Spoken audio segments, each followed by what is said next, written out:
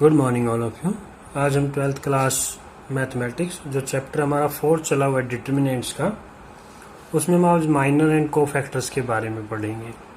Minor and cofactor का use होता है भाई किसी मैट्रिक्स का इन्वर्स निकालने के लिए या एडजॉइंट निकालने के लिए। आगे हम लोग पढ़ेंगे एडजॉइंट के बारे में भी और इसका इन्वर्स इनकी हेल्प से कैसे निकालते वो हम लोग सब सीखेंगे। तो देखो, फर्स्ट ऑफ ऑल हम लोग माइनर्स के बारे में पढ़ते हैं। माइनर क्या है? कहते हैं minor of an element A I जे, माना एलिमेंट का माइनर होगा of A determinant is the determinant, वो भी डिटर्मिनेंट होगा, माना जो माइनर होगा वो भी determinant obtained by deleting its ith row and jth column in which element A I J lies. ठीक है ना। तो और क्या कहते हैं, minor of L element A I J is denoted by M I J, capital M से उसको डिनोट किया जाता है। माना क्या कहना चाहता है ये कि भाई जैसे मान लीजिए आपके पास ये कोई डिटर्मिनेंट है A12 A11 A12 A13 A21 A22 A23 A31 A32 और A33। आप सपोज करो मुझे इसका कोफैक्टर माइनर निकालना है, माइनर ऑफ A11। क्या कहा, इसके जो ith रो और कॉलम है उसको डिलीट कर देंगे ना, इसके कोरस्पॉन्डिंग। ये हमने किया तो पहले भी ऐसे, जैसे डिटर्मिनेंट को एक्सपेंड करते थे, वही चीज है बस ये। अब उसी का नाम दे दिया माइनर। तो क्या कहता है, इसके ith रो और कॉलम को डिलीट करके जो डिटर्मिनेंट बच गया वो इसका माइनर होगा। A22 A23 A32 A33 और फिर इसको एक्सपेंड कर लेंगे। और इसको एक्सपेंड करना हमने सीखा ही हुआ है। क्या करेंगे, क्रॉस मल्टीप्लाई करते हैं, जैसे इसके साथ A33 हो जाएगा यहाँ माइनस, फिर इनकी मल्टीप्लाई A23 A32। तो जो आंसर आएगा वो आपका क्या हो जाएगा, minor of the element A11 हो जाएगा। अब देखो बात करते हैं कोफैक्टर्स की। इसी तरह से सभी एलिमेंट का निकाल सकते हैं, A12 का A13 का। अब बात करते हैं कोफैक्टर्स की। कोफैक्टर वही है, उसी टाइप से है, मतलब जैसे हमने माइनर निकाला है। लेकिन अब जो जैसे मान लीजिए आपके पास माइनर A11 का निकाला था हमने, अब इसके आगे क्या होगा, जो -1 की पावर सुफिक्स का सम हो जाएगा बस। बाकी उसी तरह से वही डिटर्मिनेंट होगा उसके, उस एलिमेंट के जो ith रो जो jth कॉलम को डिलीट करने के बाद जो डिटर्मिनेंट बचता था वही इसका कोफैक्टर होता है। बस फर्क क्या पड़ता है, फर्क इस बात का पड़ता है कि उसका साइन आगे चेंज हो सकता है और नहीं भी हो सकता। अगर प्लस है तो देखो पॉजिटिव ही रहेगा। जैसे अगर इस एलिमेंट का हमने ये कोफैक्टर निकाला है तो ये पॉजिटिव है, और इसका माइनर भी क्या है, वही है, सेम है, दोनों सेम आएंगे। लेकिन अब जब हम लोग कोफैक्टर ऑफ A12 का निकालेंगे तो -1 की पावर, जैसे क्या हो जाएगा, सुफिक्स का सम ओड नंबर हो जाएगा। ओड नंबर होगा तो उसकी वैल्यू जो कोफैक्टर की आई थी, माइनर की आई थी, उसके आगे माइनस लग जाएगा। उसी को बोलेंगे हम लोग उस एलिमेंट का कोफैक्टर है। और कोफैक्टर को डिनोट किया जाता है, denoted by cofactor capital A. जैसे 1 का है तो A11, कोफैक्टर को कैपिटल ए से डिनोट करते हैं और माइनर को कैपिटल एम से। जैसे हमारे पास ये डिटर्मिनेंट है, इसको एक्सपेंड करते हैं, एक्सपेंड अलोंग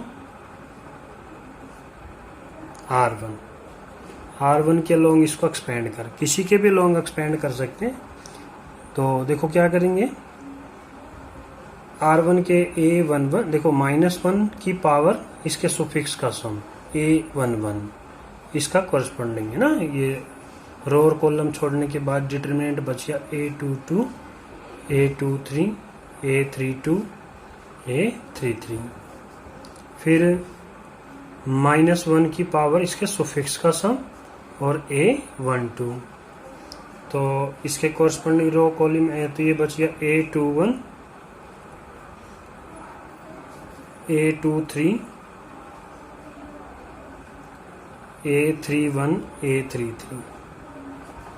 और इसी तरह से प्लस -1 इसके सुफिक्स का सम, 1 प्लस में 3, और एलिमेंट आपके पास A13, और ये छोड़ दो तो ये बच गया A21, A22, A31, A32। ये इस तरह से हमारे पास आ गया।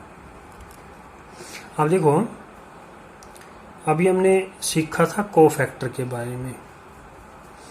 इसको और इसको मिला के तो क्या बन गया, कोफैक्टर बन गया। एलिमेंट ये आपके पास A11, और इन दोनों को मिला के क्या बन गया, कोफैक्टर। किसका, A11 का। कोफैक्टर को कैपिटल A से डिनोट करते हैं। इसी तरह से इसको और इसको देखें तो एक कोफैक्टर बन गया, एलिमेंट A12 है, ये उसका कोरस्पॉन्डिंग कोफैक्टर है। इसी तरह से इसको देखें तो A13 और कैपिटल A13 आ जाएगा। तो इसका मतलब हमने यहाँ से क्या ऑब्जर्व किया कि किसी भी डिटर्मिनेंट को हम लोग एक्सपेंड कर सकते हैं। किसी रो या कॉलम के लोग तो करते ही हैं, लेकिन अगर हमें उसका डिटर्मिनेंट निकालना हो तो देखो उसके कोफैक्टर का यूज करके भी हम लोग उसका डिटर्मिनेंट निकाल सकते हैं। एलिमेंट उसके कोरस्पॉन्डिंग कोफैक्टर, एलिमेंट उसका कोरस्पॉन्डिंग कोफैक्टर, इसी तरह से ये और उनका सम। तो वो क्या आ जाएगा हमारे पास, वो डिटर्मिनेंट आ जाएगा। अगर सपोज करो, देखो, और इसको निकालने के कितने तरीके हुए, फिर इसका मतलब किसी भी डिटर्मिनेंट को निकालने के 6 वेज हो गए हैं। Along R1, R2, R3, C1, C2, C3। अगर हमारे पास 3x3 ऑर्डर की अगर हमारे पास मैट्रिक्स होगी तो उसको निकालने के 6 तरीके हो गए हैं। अब देखो, अगर ऐसा होता, ये तो उसका कोरस्पॉन्डिंग कोफैक्टर, अगर सपोज करो ऐसा होता हमारे पास A11, A21, कोफैक्टर कोई और रो का आ गया है, A12, A22, A13, A23। माना हमने क्या किया, एलिमेंट तो फर्स्ट रो के ले रहे हैं हम लोग, कोफैक्टर सेकंड रो के ले रहे हैं, ठीक है ना। तो देखो, इसको तो क्या लिखेंगे, कोफैक्टर को कैसे लिखते हैं, -1 की पावर सुफिक्स का सम, ठीक है ना। तो 1 1, क्योंकि कोफैक्टर तो इसका होगा, तो 1 + 1 है ये, और एलिमेंट क्या है, A11, ठीक है ना, A11। तो देखो ये क्या बनेगा, फिर इसको कैसे अगर डिटर्मिनेंट की फॉर्म में लिखें तो ये क्या आएगा, A12, A13, A32, A33। कैसे आया, क्योंकि हमें क्या देखना है, कोफैक्टर ऑफ 2 1 का कोफैक्टर देखना हमने मना। तो इसमें देखो, इसका कोफैक्टर हमने देखा है, नहीं सॉरी, A11 का, तो A21 का ये देखा, तो इसके कॉरस्पॉन्डिंग एलिमेंट ये और ये छोड़ने के बाद तो यही बचा ना, A12, A13, A32, A33। तो यही हमने लिखा है। इसी तरह से देखो, -1 की पावर सुफिक्स का सम, 1 + में 2, एलिमेंट है A12। अब A22 को देखते हैं, है ना, A22 को, तो उसके बाद देखो इसका कॉरस्पॉन्डिंग रो, तो ये बचे होंगे A11, A13, A31, A33, A11, A13, A31, A33। और इसी तरह से थर्ड का है -1 की पावर सुफिक्स का सम, 1 + में 3, और एलिमेंट हो गया A13। अब देखो A23 का, तो ये छोड़ दो, तो ये बच गए, क्या बचे, A11, A13, A13 का निकाल रहे ना, तो ये A31 और 32 ये आ जाएगा आपके पास। अब इसको डिटर्मिनेंट की फॉर्म में अगर चेंज करें तो देखो A11 ये एलिमेंट था, तो इसके रो और कॉलम तो छूट गए होंगे, तब ये डिटर्मिनेंट बना होगा। तो इसका मतलब यहाँ क्या आ गया, A12 A13 A32 A33। अब जैसे इसका निकाला A12 का, ये तो छूट गए होंगे, तो इसका मतलब ये तो यहाँ आ गया A11 और A31, और ये छोड़ने के बाद तो यहाँ क्या बच गया आपके पास A12, इसी तरह से इसको निकाले तो, और A13 यहाँ से आ जाएगा। तो अब देखो इसका R1 रो 1 और रो 2 आइडेंटिकल है, और आइडेंटिकल हो तो इसका मतलब उसका डिटर्मिनेंट कितना होता है, 0 होता है। तो इसका मतलब हमने क्या समझा, अगर कोई एलिमेंट दूसरी रो या कॉलम के कोफैक्टर से मल्टीप्लाई, उनका सम हो, तो उसका डिटर्मिनेंट हमेशा क्या होगा, 0 के इक्वल मिलेगा। ठीक है, अब एक्सरसाइज देखते हैं हम लोग। एक्सरसाइज का फर्स्ट क्वेश्चन, एक्सरसाइज 4.4 का फर्स्ट क्वेश्चन है, कहते हैं write minors and cofactor of the elements of the following determinants. क्या निकालने, माइनर्स और कोफैक्टर निकालने। तो M11 माना इसका निकाल रहे हैं हम लोग, ठीक है ना, या इसको ऐसे लिख सकते हैं ना, माइनर्स ऑफ A11। ठीक है, तो क्या होगा, कॉरस्पॉन्डिंग रो और कॉलम छोड़ने के बाद क्या बच गया, 3 बच गया। फिर इसके बाद M12 इसका निकालेंगे कॉरस्पॉन्डिंग, तो क्या आ जाएगा, 1 आ जाएगा। M21 इसका निकालेंगे तो ये छोड़ दो, ये माइनस का 4 आ गया। M22 निकालेंगे तो ये छोड़ दो, तो क्या आ गया, 2 आ गया, ये माइनर आ गए। ठीक है ना, अब क्या निकालने, कोफैक्टर निकालने हैं, कोफैक्टर क्या है, कोफैक्टर को A कैपिटल A से डिनोट करते 1 का।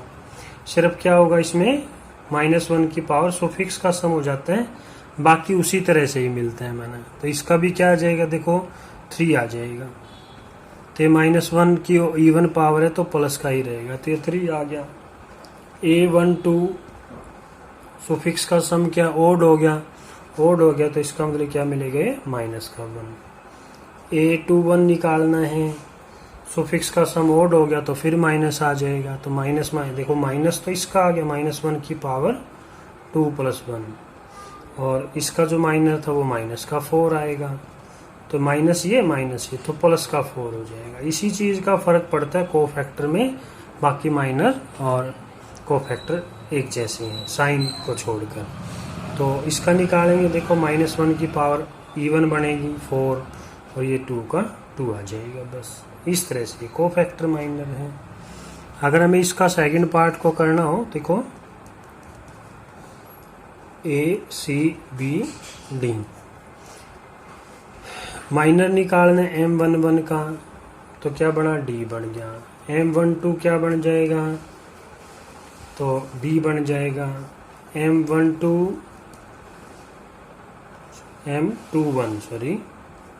M21 B का क्या बनेगा, तो C बन जाएगा, और M22 माना D का क्या बनेगा, A बन जाएगा।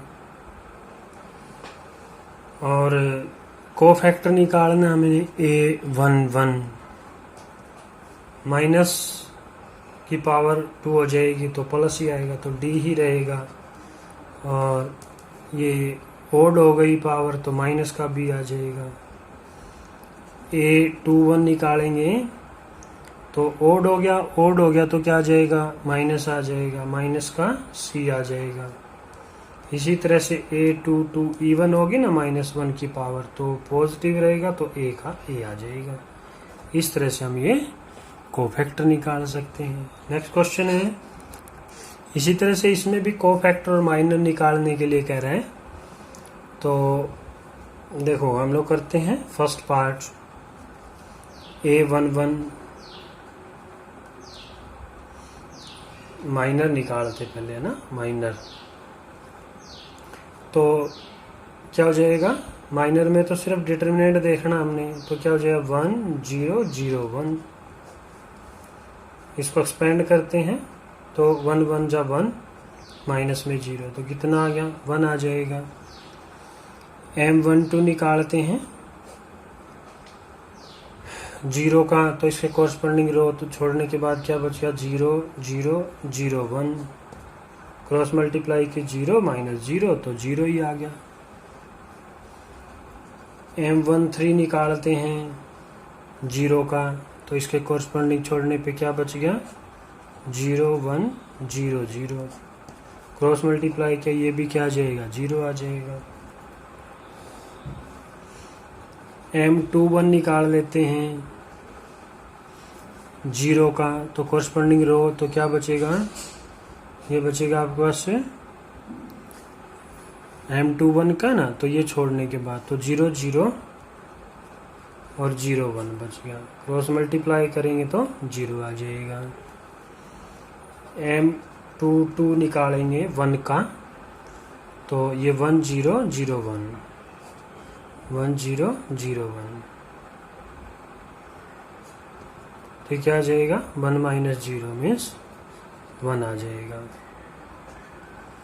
अब M23 माना सेकंड रो थर्ड कॉलम, ये छोड़ने के बाद क्या बचा 1 0 0 0, तो क्या आ जाएगा 0 ही आ जाएगा। अब क्या निकालना है M31, इसका निकालेंगे तो 0 लिख लेता हूँ डिटर्मिनेंट को 0 0 1 0, इसको एक्सपेंड किया तो क्या आ जाएगा 0 ही आ जाएगा। M32 इसका निकालेंगे छोड़ देंगे तो 0 माइनस 0, ये आया क्या हमारा 1 0 और 0 0, तो क्या आ जाएगा 0 ही आ जाएगा। M32 निकालेंगे, इसका निकालते हैं तो ये 0 1 1 जा 1 माइनस में 0, तो क्या आ जाएगा 1 आ जाएगा। अब क्या निकालने हैं कोफैक्टर देखने हैं आपने, कोफैक्टर्स अब देखो A11 निकालेंगे, सिर्फ आपने अब जब माइनर आ जाते हैं तो कोफैक्टर निकालने तो आसान है, सिर्फ हमें उसके साइन देखने हैं, ये इवन है या अल्टरनेटली चलते हैं, प्लस माइनस ऐसे चलते हैं, ठीक है ना। देखो पहले क्या है 1 है, तो A12 क्या आएगा, उसके आगे माइनस आ जाएगा मना A12 में, तो 0 है तो 0 तो 0 ही रहेगा। A13 निकालना हमने, A13 है ना, तो ये 0 है, इसका तो साइन चेंज होगा भी नहीं है ना। इसी तरह से अगर हमें A21 निकालना है, A21 देखते हैं तो ये 0 है, साइन का कोई फर्क ही नहीं पड़ना, वैसे नेगेटिव आता अगर 0 ना होता तो, क्योंकि ओड पावर थी। A22 तो इसका क्या 1 आया, लेकिन पावर क्या हो जाएगी इवन, तो 1 का 1 रहेगा। A23 निकालते हैं तो इसका 0 ही रहेगा। फिर कोफैक्टर ऑफ A31 का क्या है 0 है तो 0 ही रहेगा। A32 में देखो 0 है तो 0 ही रहेगा। A33 अब क्या है इवन पावर है, इवन पावर हो जाए ना तो 3 + 3 और वो 1 है आपके पास, तो प्लस का प्लस ही रहेगा। ये इस तरह से कोफैक्टर आ जाएंगे। इसी तरह से हम इस मैट्रिक्स के भी निकाल सकते हैं। नेक्स्ट क्वेश्चन है, थर्ड क्वेश्चन में कहते हैं using cofactor of element of second row evaluate determinant. ये डिटर्मिनेंट को इवेल्युएट करना है, लेकिन सेकंड रो के एलिमेंट को। तो हमने देखा था एलिमेंट तो हमें पता ही है, सिर्फ क्या चाहिए कोफैक्टर चाहिए हमें। तो कोफैक्टर क्या है, कौन से चाहिए, सेकंड रो के चाहिए। तो ये कौन सा है 2 1 है, तो -1 की पावर सुफिक्स का सम, ये छोड़ दो तो 3 3 और 8 3 8 2 3 ये आ जाएगा। इसको एक्सपेंड कर लेते हैं, -1 की पावर ओड है तो -1 आ गया, और इसको एक्सपेंड कर लो 3 3 जा 9 8 2 जा 16, तो क्या बन जाएगा प्लस का 7 आ जाएगा आपके पास। फिर क्या चाहिए, A22 चाहिए भाई, -1 की पावर सुफिक्स का सम, ये छोड़ दो ये छोड़ दो, तो क्या बचा 5813, 5813। तो ये तो इवन हो गया तो प्लस ही रहेगा, और इसको एक्सपेंड करें, 5 3 जा 15 माइनस 8 1 जा 8, तो कितना आ गया, ये भी +7 आ गया। A23 सॉरी A23 -1 की पावर 2 प्लस में 3, तो इसको छोड़ दिया और इसको छोड़ दिया, तो ये 5312, 5312। ये तो क्या हो जाएगा, माइनस आ जाएगा, 5 2 जा 10 और 3 1 जा 3, तो कितना आ गया, ये माइनस का 7 आ जाएगा। तो डिटर्मिनेंट सेकंड रो का यूज करके करना था, तो क्या था, हमने सीखा था ना, A21 एलिमेंट उसका कोरस्पोंडिंग कोफैक्टर, प्लस में A22 उसका कोरस्पोंडिंग कोफैक्टर, A23 उसका कोरस्पोंडिंग कोफैक्टर। तो A21 देखो एलिमेंट क्या है, 2 है, और इसका कोफैक्टर क्या है, A21 वो 7 है, प्लस में A22 एलिमेंट क्या है, 0 है, और A22 कोफैक्टर क्या है, 7 है, और A23 एलिमेंट क्या है, 1, और A23 कोफैक्टर क्या है, -7। तो ये 7 2 जा 14, ये 0 और ये -7, तो कितना बच गया, 7। तो ये आपके पास डिटर्मिनेंट आ जाएगा। अगर इसको एक्सपेंड करते किसी के लॉन्ग आंसर यही आना था, लेकिन उन्होंने कहा ना using the cofactor of element of second row के कोफैक्टर का यूज करके हमें निकालना था। देखो नेक्स्ट क्वेश्चन है, क्वेश्चन नंबर 4 कहता है using cofactor of element of the third column evaluate determinant. अब क्या है, थर्ड कॉलम है ना, इसका यूज करके, तो इनके पहले क्या कर लेते हैं, कोफैक्टर निकाल लेते हैं। थर्ड कॉलम है तो A13 आ गया, तो A13 का कोफैक्टर निकाल लेंगे, -1 की पावर सुफिक्स का सम, ये छोड़ दो ये छोड़ दो, तो 1y 1z बच गया, तो इवन हो गया, और इसको एक्सपेंड करेंगे तो z - y हो जाएगा, ठीक है, z - y आ गया। अब कोफैक्टर ऑफ A23 इसका कोफैक्टर निकाले, कोरस्पोंडिंग रो एलिमेंट छोड़ने पे 1x और 1z, और -1 की पावर सुफिक्स का सम, इधर क्या बचा, 1x 1z बच जाएगा। तो ओड पावर होगी तो माइनस आएगा, और ये क्या बन गया, z माइनस में x आ गया, तो इधर से मल्टीप्लाई करेंगे तो क्या बन गया, x माइनस में z का हो जाएगा।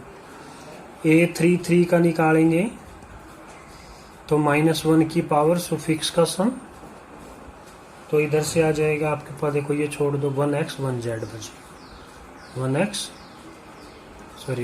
1y बचेगा, और तो इवन होगी पावर तो प्लस हो गया, और इन क्रॉस मल्टीप्लाई y माइनस में x, तो y माइनस x आ जाएगा। अब क्या निकालना है, डिटर्मिनेंट निकालना है, तो इसके कोरस्पोंडिंग एलिमेंट देखते हैं C3 के, तो A13 A13, A23 A23, A33 A33, तो A13 तो आपके पास क्या है, A13 YZ, और A13 कोफैक्टर क्या है, Z - y। A23 देखते हैं एलिमेंट ZX, और A23 कोफैक्टर x - z, और इसी तरह से A33 एलिमेंट XZ, और A33 कोफैक्टर y - x। ये जो आपका है ये XY है ना, या Y है। अब इसको हम लोग रीअरेंज कर लेंगे। देखो कैसे करेंगे, पहले तो मल्टीप्लाई कर लेते हैं Y Z square Y square Z, यहाँ से करेंगे X square Z minus X Z square, फिर इसके साथ मल्टीप्लाई करेंगे X Y square minus x square Y. अब हम लोग क्या करते हैं, एक्स की जो हाईएस्ट पावर है उनको एक जगह पे ले आते हैं हम लोग, जैसे ये है X square Z minus x square Y, फिर एक्स की टर्म वाले ले आते हैं। एक्स की टर्म का देखो ये दोनों हैं, तो लिखे माइनस, पहले कोई सा लिख लो, प्लस का लिख लेते हैं X Y square minus X Z square, फिर जो बच गए वो लिख लेते हैं जिनमें एक्स नहीं है, तो माइनस वाई स्क्वायर जेड और एक्स और किस में नहीं है, एक इसमें नहीं है, तो वाई जेड स्क्वायर और ये क्या हो जाएगा माइनस वाई स्क्वायर जेड। और फिर इसमें से देखो कॉमन लेंगे, एक्स स्क्वायर कॉमन आ गया, यहाँ बच गया जेड माइनस में वाई, इसमें से एक्स कॉमन लिया तो ये बच गया Y square minus Z square. फिर इसमें से देखो क्या कॉमन आ रहा है, वाई जेड कॉमन आ रहा है, तो यहाँ क्या बच गया जेड और यहाँ बच गया वाई। देखो यहाँ जेड माइनस वाई, यहाँ जेड माइनस वाई, यहाँ वाई माइनस जेड है, तो इसमें से कॉमन ले लो minus x square Z minus y, इसमें से कॉमन लेंगे माइनस, तो माइनस का एक्स हो जाएगी, क्या बनेगा Z square minus Y square, और इसके फैक्टर बना देंगे जेड प्लस वाई और जेड माइनस वाई प्लस में Y Z into Z minus में वाई। अब सारे में से कॉमन ले लो, जेड माइनस में वाई कॉमन आ गया आपके पास, तो यहाँ बचेगा आपके पास एक्स स्क्वायर, यहाँ बच गया minus X, Z minus Y लिया, जेड प्लस में वाई बच गया, फिर यहाँ बच गया वाई जेड। मल्टीप्लाई करेंगे इसको अंदर, जेड माइनस में Y X square minus X Z minus X Y और प्लस में वाई जेड। अब इनको रीअरेंज करेंगे, देखो कैसे, ये हमारे पास था, फिर जेड माइनस वाई, इसमें से देखो फिर एक्स कॉमन ले लेते हैं, तो क्या बना एक्स माइनस में जेड, और यहाँ से भी कॉमन लेंगे माइनस एक्स को माइनस वाई कॉमन लिया, यहाँ बच गया एक्स और ये हो जाएगा माइनस जेड। अब इस सारे में से कॉमन लेंगे जेड माइनस वाई, यहाँ से क्या कॉमन आ गया एक्स माइनस में जेड, और यहाँ क्या बच गया एक्स माइनस में Y, X minus Y Y minus Z कर लो और जेड माइनस एक्स, देखो एक माइनस इससे आया एक इससे आया, तो ये दोबारा से प्लस हो जाएगा और ये बन जाएंगे वाई माइनस जेड और जेड माइनस एक्स, तो ये आपके पास आंसर आ जाएगा। नेक्स्ट क्वेश्चन है, क्वेश्चन नंबर 5 में कहता है determinant A I J is cofactor of A I J, then value of determinant is given by, क्या होना चाहिए, कोई भी रो या कॉलम हो तो उसका कोरस्पॉन्डिंग कोफैक्टर होना चाहिए साथ में। तो देखो ये एलिमेंट A11 है, कोफैक्टर अलग है, तो ये भी नहीं होगा। फिर यहाँ चलते A11 A11 A12 A21 हो गया, ये भी नहीं हो सकता। तो A21 A11 ये भी नहीं हो सकता, A11 A11 ये देखो ये सही है, तो इसका मतलब option D is A correct option. अच्छा।